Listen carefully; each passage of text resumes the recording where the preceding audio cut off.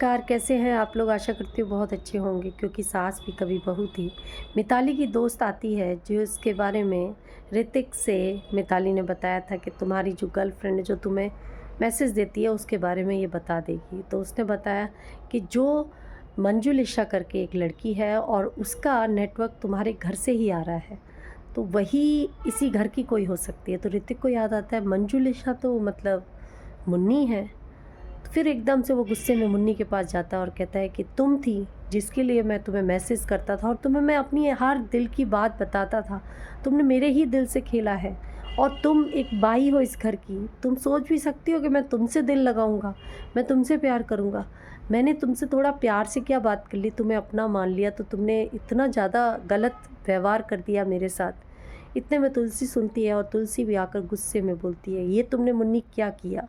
तुम्हें पता है तुम इस घर की क्या हो और हम तुम्हारे कौन हैं? मालिक हैं, मालकिन हैं। तो मुन्नी भी रोने लगती है कि साहब मैंने सिर्फ इससे जो ऋतिक हैं उनसे असली में प्यार किया है। तो फिर उसके बाद दुखी होकर उसके पैर में भी कांच लग जाता है और वो अपने कमरे में जाकर पैक करने लगती है सामान और रोने लगती है। पूरे घर की एक फ़ोटो अपने पास रखती है और सामान कपड़े सब पैक कर रही होती है। उतने में तुलसी आती है और कहती है, क्यों जा रही हो तुम? तो कहती, हाँ मालकिन, मैंने बहुत बड़ा अपराध किया है। तो कहते, हाँ तुमने किया तो है, क्योंकि मेरे बेटे ने तुम्हारे साथ जैसा भी शब्द बोले हैं मुझे पता है। तुम जितने भी शब्द बोलता वो तुम नहीं सुन पाती, इसलिए मैंने तुमको वो शब्द बोला है।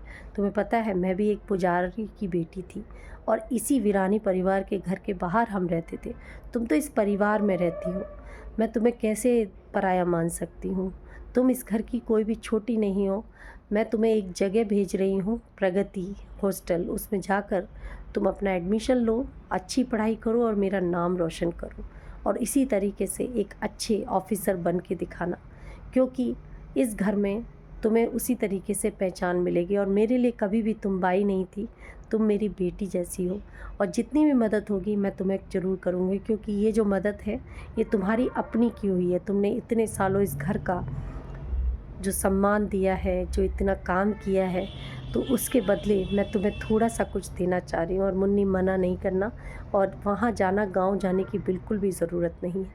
उधर मुन्नी चली जाती है तो एकदम से घर के सभी लोग बोलते हैं कि मुन्नी एकदम से क्यों चली गई। शोभा भी बोलती है, गायत्री काकी भी बोलती हैं कि ऐसा क्या हो गया। तो तुलसी कहती है कुछ नहीं हुआ है, सब लोग अपना अपना खाना खाओ, जो भी है जैसा भी हुआ है, जो चला गया कोई बात नहीं, और भी लोग हैं घर में काम करने के लिए। ऋतिक एकदम से मुन्नी को आवाज़ देता है कि मुन्नी ज़रा पानी दो। फिर याद आता है अरे वो तो घर से जा चुकी है। तो कहीं ना कहीं सब लोगों को याद आती है। उधर तुलसी महाराज जी के पास जाती है और कहती है आप क्यों दुखी हो रहे हैं? कह रहे कहीं ना कहीं मुन्नी की बहुत याद आ रही है, वो अक्सर मुझसे लड़ा करती थी, बोला करती थी। जैसे कहते हैं ना कि घर में कोई भी काम करने वाले जो हमारी इतनी मदद करते हैं वो अगर चले जाएं और जो दिल से जुड़े होते हैं उनका बहुत बुरा लगता है। तो उसी तरीके से महाराज, तुलसी, सबको बहुत बुरा लग रहा है।